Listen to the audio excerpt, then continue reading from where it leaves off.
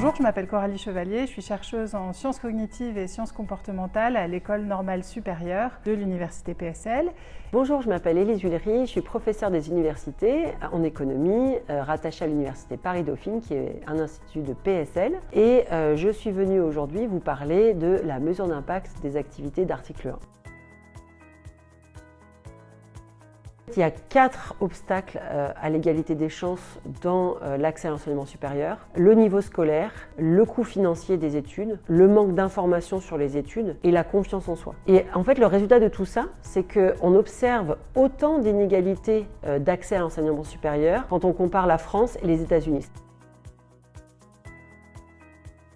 Donc l'association Article 1 a une action qui est très intéressante parce qu'elle se situe aux deux plans, c'est-à-dire à la fois sur les mécanismes internes.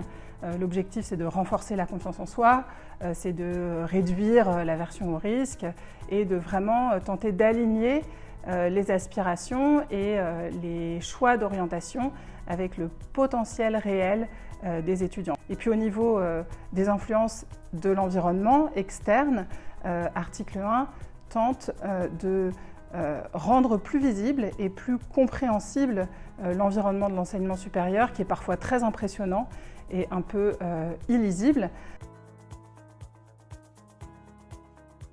Le travail de recherche qu'on mène en partenariat avec Article 1 vise à évaluer l'efficacité de l'action d'Article 1.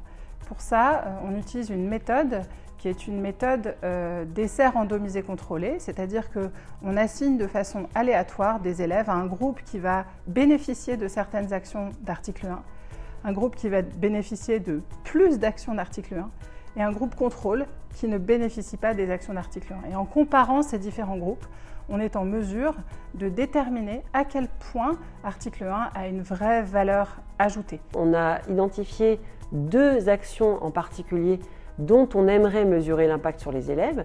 La première action, c'est l'atelier vers le sup, qui est un atelier en classe entière qui dure 2 heures et qui se situe fin du premier trimestre, début du deuxième trimestre de la terminale. Et la deuxième action, c'est l'action de mentorat individuel qui a lieu en deuxième moitié de l'année terminale et puis première moitié de la première année dans le supérieur. Et ces 2 actions-là, nous, notre rôle, c'est de voir quel est l'impact, quel est le bénéfice en termes d'orientation et en termes de réussite dans le supérieur sur les élèves qui en bénéficient. Et en faisant cette comparaison, on va pouvoir observer l'impact sur les vœux dans Parcoursup, les propositions et les choix qui seront faits dans Parcoursup, l'inscription dans la première année de supérieur et ensuite tout le parcours dans le supérieur. Donc on va voir les réussites en première année, les réorientations ou au contraire les passages en deuxième année, et ceci jusqu'à ce que les élèves qui seront devenus des étudiants obtiennent un diplôme final.